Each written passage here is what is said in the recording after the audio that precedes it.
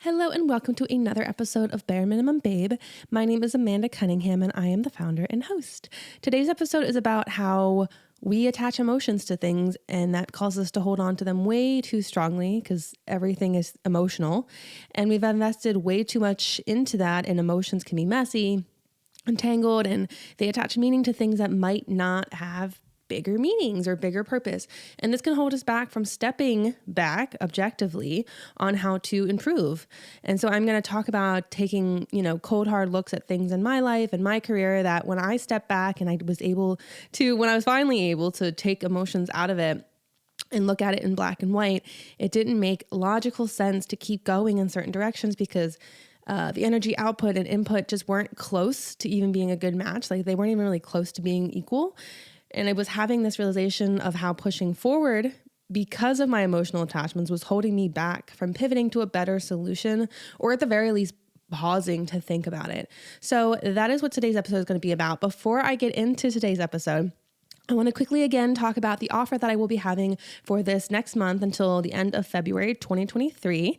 I am offering free 60-minute marketing and consultation calls until the end of this month. So go to the show notes to fill out a quick Google form to get a call with me about that. And so basically the point of these calls is I want this call to be free flowing, and I want it essentially to boil down to what is the biggest problem that you'd love a solution for right now.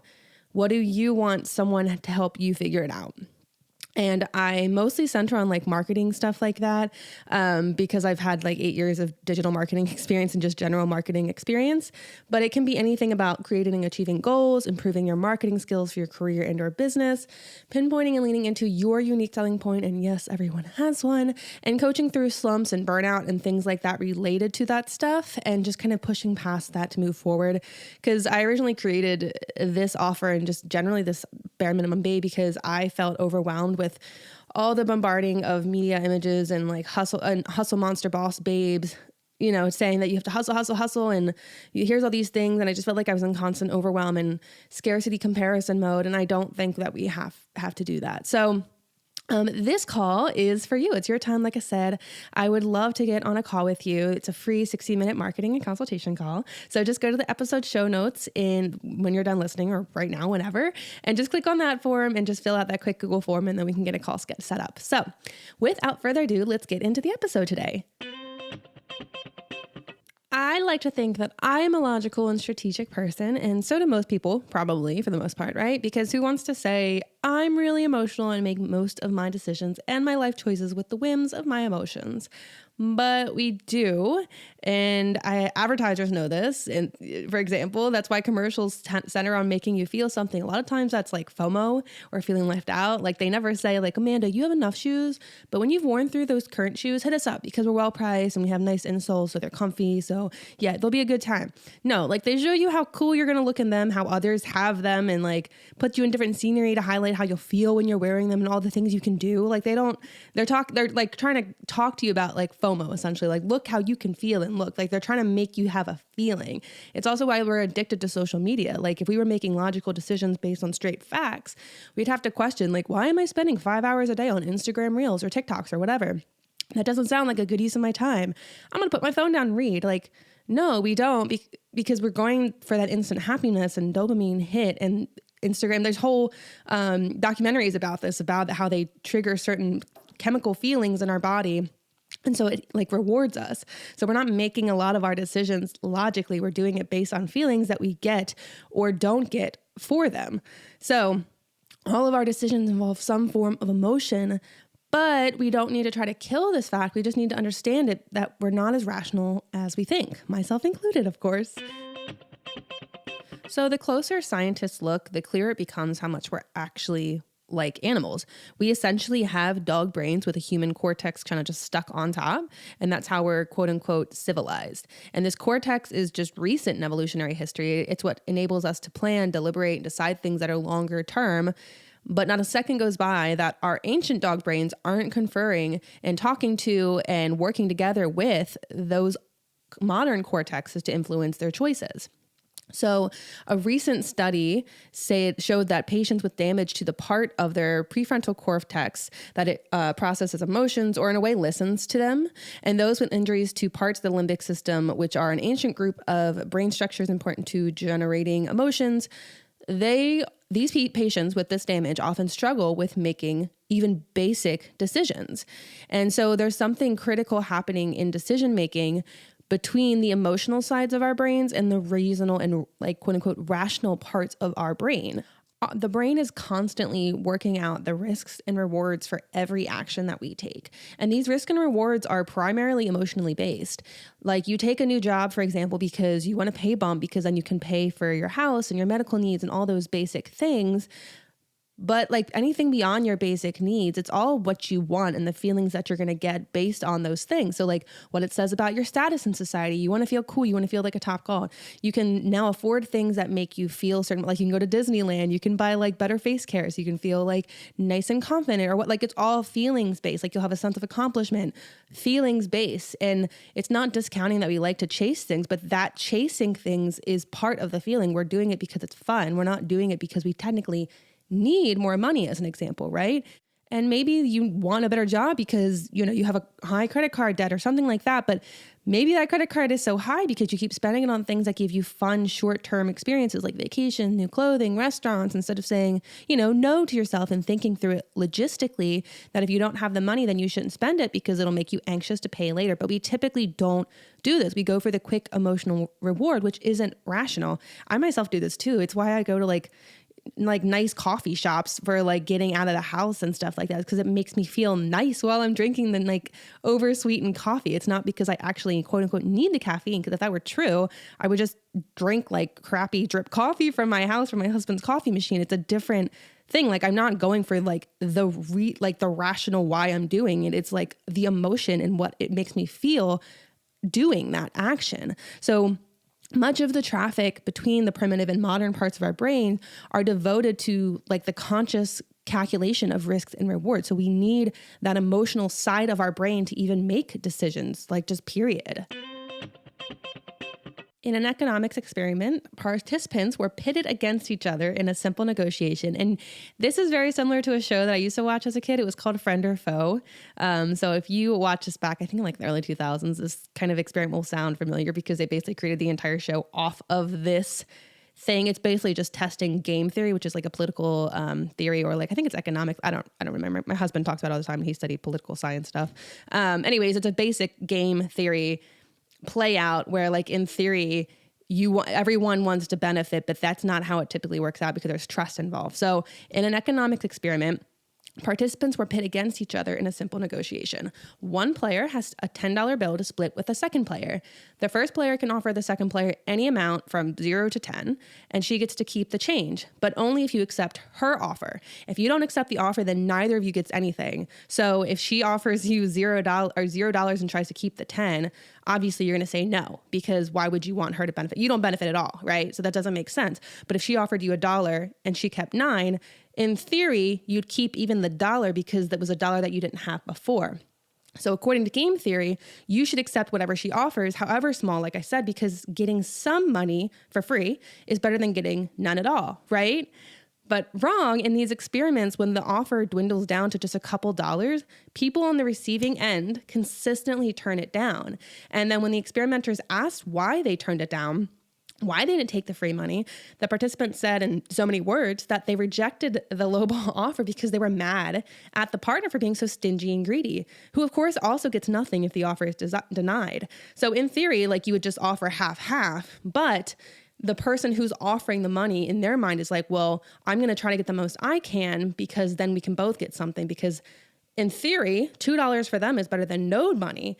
But if they don't offer half as like an even situation, then the participants on the receiving end got mad. And this is basically like the friend or foe situation. I forget exactly the point of the show, like what they were offering, but like they had to trust that the other person was going to be fair.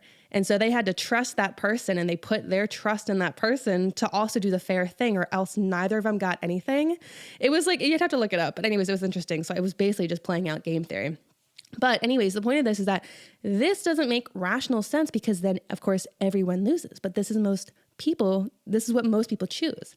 Because the truth is that all of our decisions are rooted in emotions, and the rational pieces and logistics are just part of the calculation process. The deciding factor is how we feel about that decision. Like, emotions will always win, which is why, like, if they were upset about the lowball offer, they said, screw it. I don't want them to get anything either. I don't care if I get anything. And I felt those things before. It's like just being spiteful for the sake of like, no, I don't want them to be happy either. Screw it. Like, neither of us gets anything. You know, it's like ratting on your sibling when you're like fighting and your mom's like, knock it off or it's going to be taken. And I'm like, screw it. I don't want her to have it either. So you just like, all right, fine. I don't want it. So none of you gets it. It's that emotional part of like, I don't want her to have it. So I'm willing to like spite my own, like I'm willing to lose something for myself. So you're unhappy too. It's emotional. It's not logical.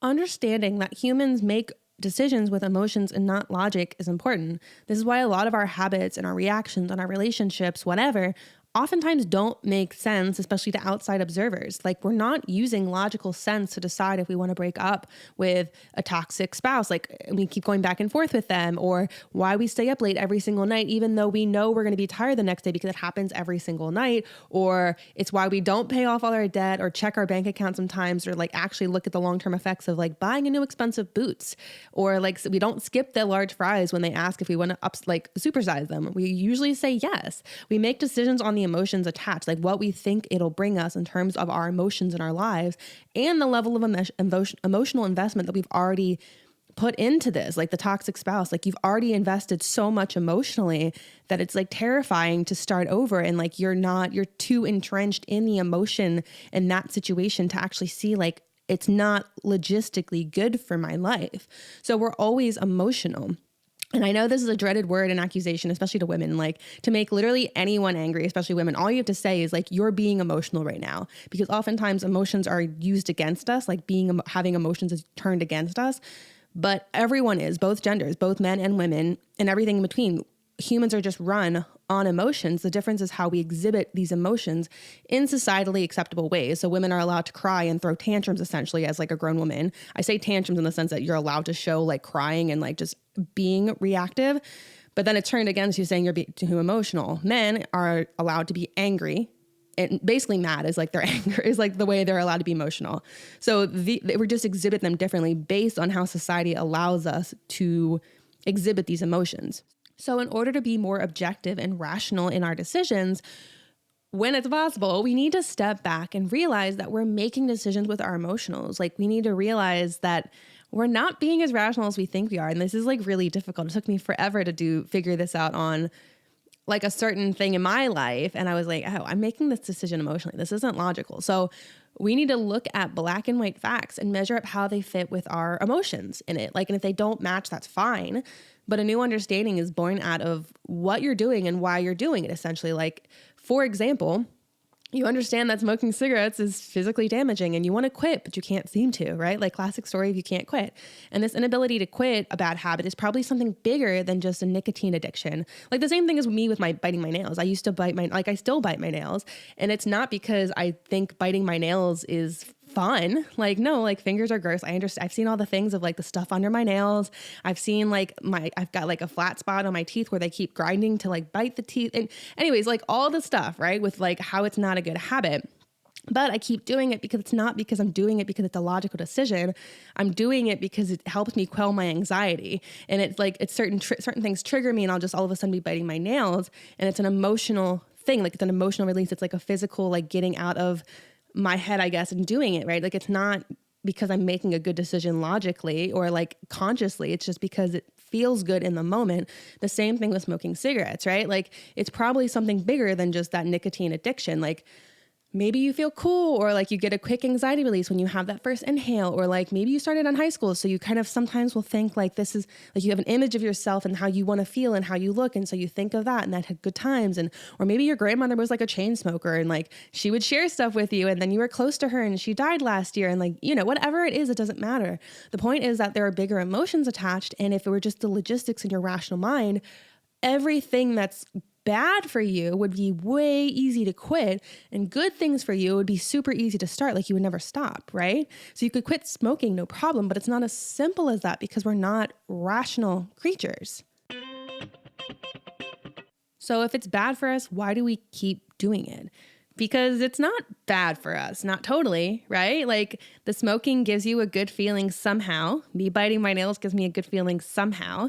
We get a good feeling and we have some type of positive reward for that quote unquote bad thing or relationship or decision or whatever that we hang on to. It gives us something.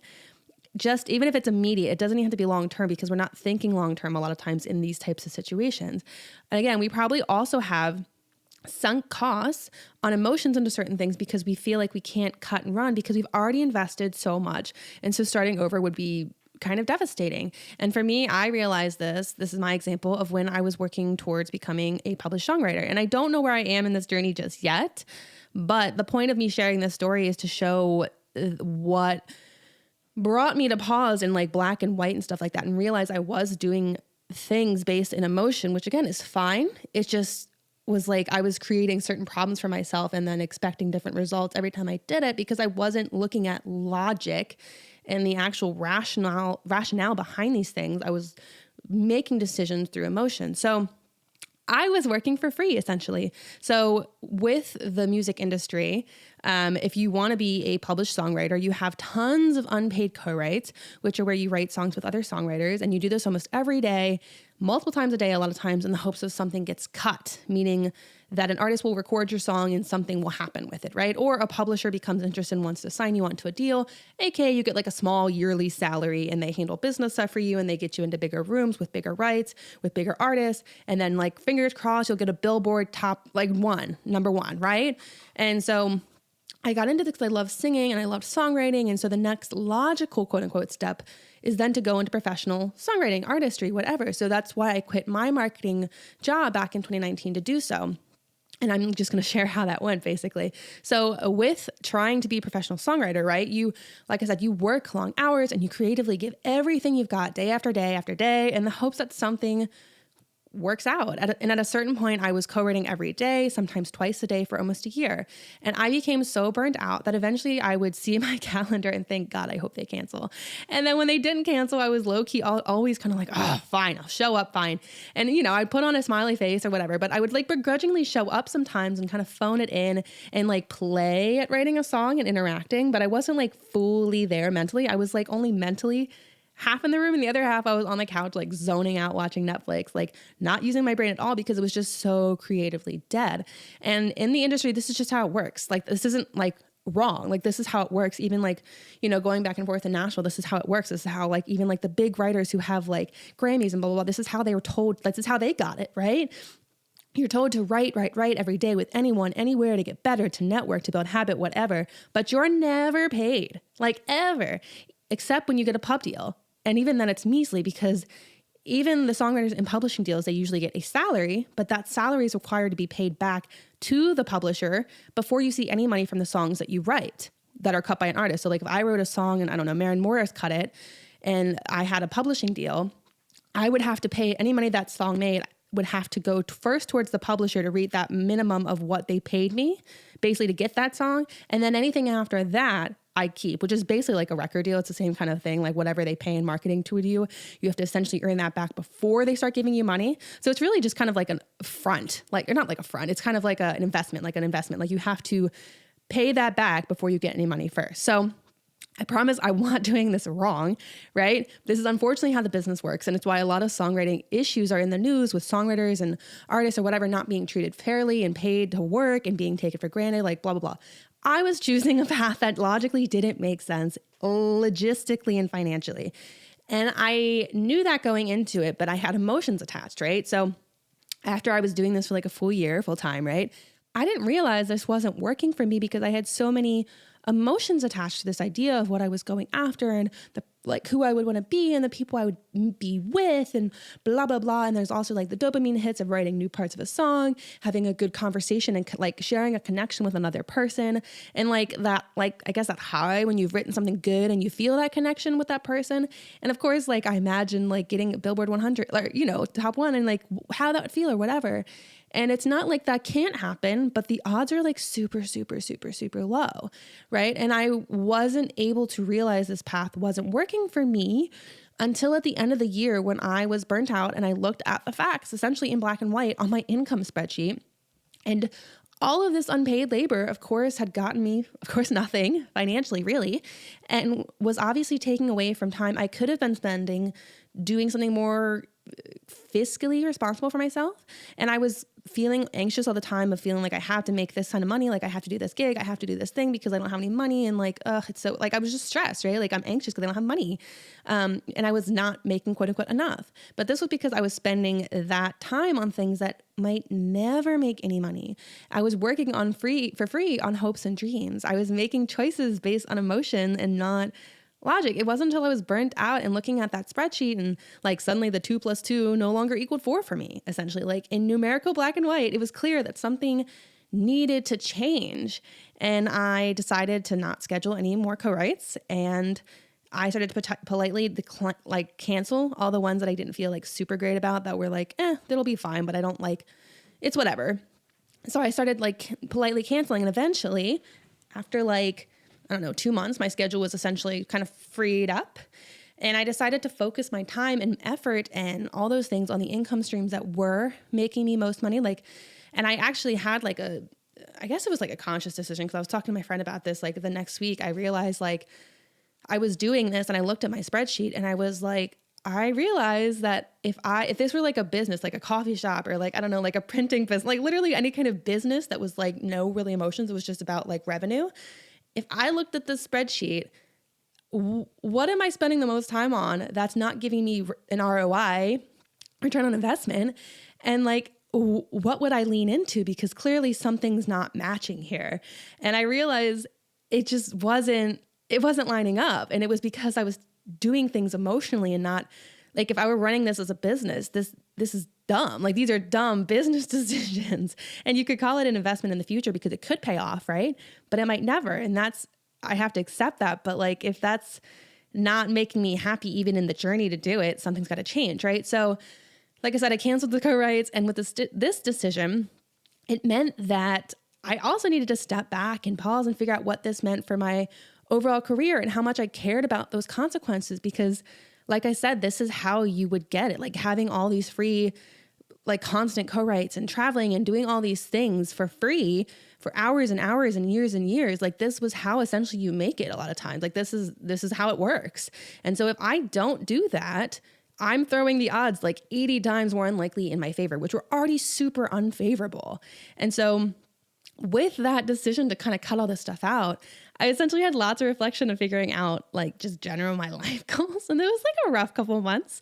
It was like a difficult emotional decision for me, because like I said, it was like essentially not giving. It was realizing that if I did this, it meant I had a very slim chance of ever quote unquote making it in the entertainment industry, because I was making it even slimmer. And at that point, does it even make sense to keep doing it all? Like if the odds are so low, like, and I'm not even doing something that could like 20% put them in my favor, not even like 2%, does it make sense to just call it a bad fit and pivot to something else? I still don't know in the songwriting and artist music industry realm what I'm doing with it. I'm kind of just taking a pause, and I realize it doesn't really matter. Like it took a minute to realize like, it's okay. I was worried, like, if I wasn't going to be friends with people that I'd, worked like to build relationships and like went down to, Nashville to spend time with them and blah, blah, blah. And I was like, Amanda, if they're your actual friends, then they'll still be your friends. Like you won't be able to relate on everything and you won't be doing certain things together. Yeah, sure. But you'll still be friends.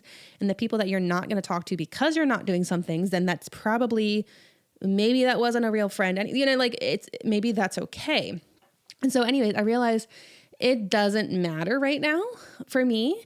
I'm doing what feels better for me, was again realizing that I was just holding on to something that actually wasn't serving me because of the emotions attached. And I can change my mind, and that's okay. And that was also what inspired the episode 19. If you want to go back and listen to that, it was me talking, like realizing, like putting all of this kind of stuff into words. I didn't talk about this exact situation in the episode, but it was the inspiration and why I went back and forth forever, because I was like, am I a quitter? Am I quitting? Am I giving up? What am I doing? Am I giving up because it was hard? Or am I like just changing my mind because I realized in the weeds and stuff like that, I didn't actually like it. And so that's episode, Are You a Quitter, or did you just change your mind? And I really like that episode. I had a friend of mine listen to it. She was like, oh my God, yes, to all of this. I feel this all the time. And I'm afraid to like quit things because I have these internal connotations that I'm giving up and like, what will people think about me? And she was like, I think I just changed my mind. And I loved hearing you put that into words. Anyways, I really like that episode. So that's Are You a Quitter or Did You Change Your Mind? Episode 19.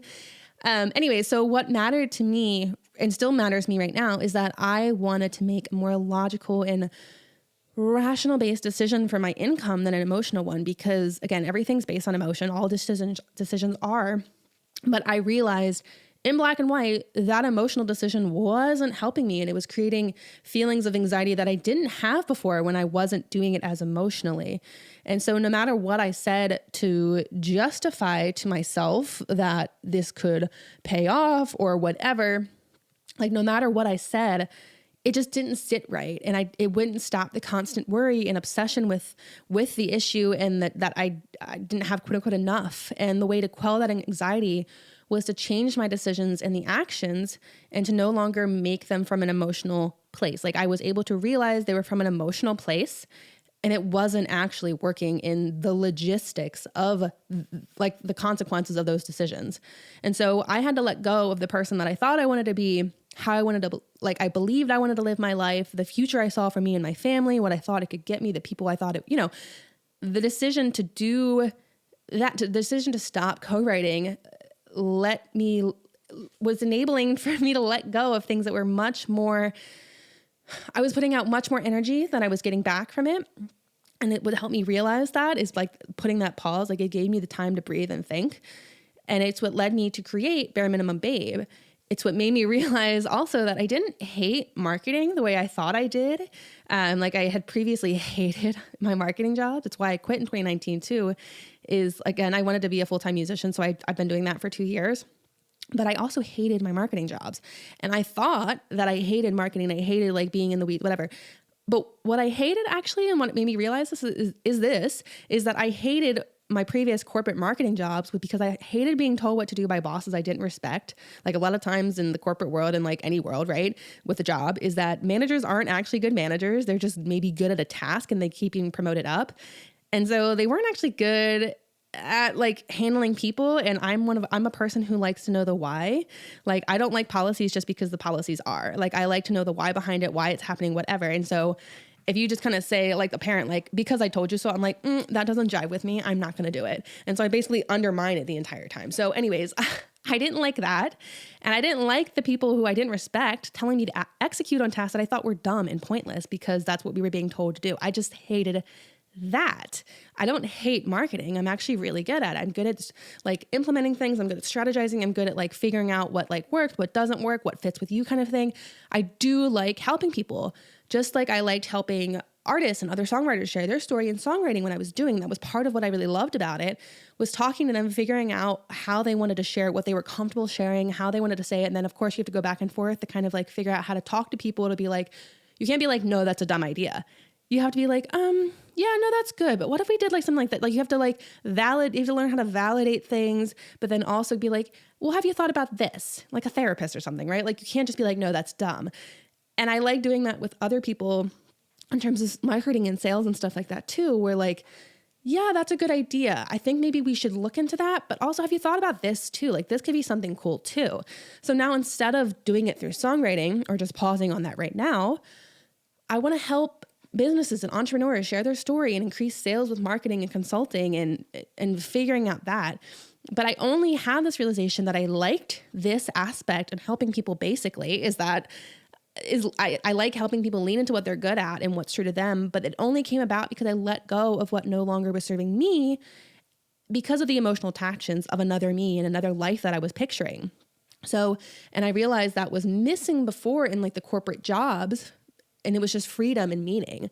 And I now have that with Bare Minimum Babe. I'm creating my own meaning for it of helping people with marketing and sales and figuring out goals and all those things like I talked about earlier in the call with the free marketing consultation call, which again, just sign up in the link in the episode show notes. But I'm now finding meaning with that. And it also gives me the freedom to be more like innovative and figure out different solutions for different people instead of having to feel like I have to force something on somebody. Like this is like what we're promoting, so this is what you should be doing. Like that's not how it works, you know? And so that's I don't know, I feel better about it, and that's because I started making a decision based on rational facts. And now I'm making them emotionally again because I like doing it, right? Like I'm still making emotional decisions, but I was able to do that because I looked back at a decision rationally, realized it wasn't working, and decided to pivot. And if something stops working with Bare Minimum Babe, for example, I'm going to try to step back and be like, okay, what's not working logistically? Like not emotionally, what have I spent a lot of time in, put a lot of energy into, or what I thought was going to work? What is working for real? If you looked at the facts of certain things in your life in black and white and emotions weren't involved, what would you cut from your life? And then what would you add? And I know this is like difficult to step back and picture because it also takes a minute to realize you're even making certain emotions or certain decisions, but it's really helpful to look at something that maybe like you're feeling a certain way constantly, like in a negative state. And instead of like just kind of keep repeating, thinking that you'll get a better emotion, step back and look at the facts and just, if the emotions weren't involved and you were just looking at things that if they were actually working or not working, would you cut them from your life? Like, would you change them? Would you add something else? Thank you for listening to this episode of Bare Minimum Babe. I hope this episode was in some way helpful for you and just kind of realizing that we hold on to things not because we're dumb or lazy or whatever. It's just because we make decisions emotionally. And even if it seems like a bad decision, it brings us something positive, at least in the short term, or else we wouldn't be making it. Like we're not just dumb and we're not just like making poor decisions for the sake of making not even poor, like it doesn't have to be like it's quote unquote bad, right? Like things aren't good or bad. They just have consequences that you either want or don't want essentially. Right. So I hope this episode was helpful for you and it gave you some context. I know it gave me context when I was thinking about it and doing the research and things like that. So I know I liked this episode. I hope you did too. If you liked it, please give it a 5-star review. I appreciate it. And I also want to quickly again say that I am offering free 60-minute marketing and consultation calls until the end of February 2023. And if you are listening to this after February 2023, that's a mouthful, 2023. Please still go to the bareminimumbabe.com website. I will still have some type of offer. It might just be a different time. Like instead of 60 minutes, it might be 30 or 15 or whatever. There'll be something still there. So please check it out still. But in the episode show notes, there is a Google form link. It's just like a quick little intake form for the call. Just to get like basic, like your name, your email, so we can get into contact and like what you'd actually want to talk about. So we can have a call that is like productive, or we can kind of figure out what it is that you want a solution or outside thoughts for, or whatever it is, because basically I would want you to fill out the form and go into this call with the question of what's the biggest problem I love a solution for right now? And what do I want to help? What do I want someone to help me figure out? Like, what is that thing? And the call, again, is free flowing. It's going to be your time. And we can chat about like creating and achieving goals, improving your marketing skills for your career and or business, pinpointing and leaning into your unique selling point. And yes, everyone has one. Just like a quick summary of like some things I've talked about with people is like, one person filled out the form. She was really, really nice. She wanted to change careers and she's been a teacher her whole life basically. And she wanted to figure out how to recreate her resume. This is again a marketing situation. This is messaging and how you're communicating to people. But she wanted to figure out how she could take her skills and knowledge and all those things and pivot into a completely different career. And she wanted some help on just how to basically redo that and kind of like what to look for and kind of like how to communicate with people and how to position herself for those things. And I helped her work through that as well. And another person, for example, we were doing straight marketing stuff and looking at her business and her offers and figuring out like, okay, you're spending a lot of time on this thing over here. And I know you really want this long term, but instead of like doing X, Y, Z thing to like make the money to basically do this thing, why don't you look at the aspects of your business over here? What's already making you money with like minimal effort? And she said after the call, and like I have like a little survey feedback form, she was like, I felt really good about this. She was like, I hadn't thought about that part of my business in a while. I just left it on autopilot, but you're right. Like I should lean into that and create something bigger with that so it funds the other stuff. And then even expand the thing that is making me money because that makes sense right now. And I do like doing it. So it doesn't make sense just to ignore it. So literally, they're completely different things, but it's all around marketing because it's all positioning and it's all messaging and like your story and all those things. So with that, I will say again, I hope that you will fill out the form because I'd love to talk to you about these things. And I know you can achieve your goals and do all these awesome things without transforming into a hustle monster boss babe. I know you can. So yeah, fill out the form. And if you liked this episode, please give a 5-star review if you feel so inclined. And I will be in your ears next week with another episode. I hope you have a great rest of your day. Bye.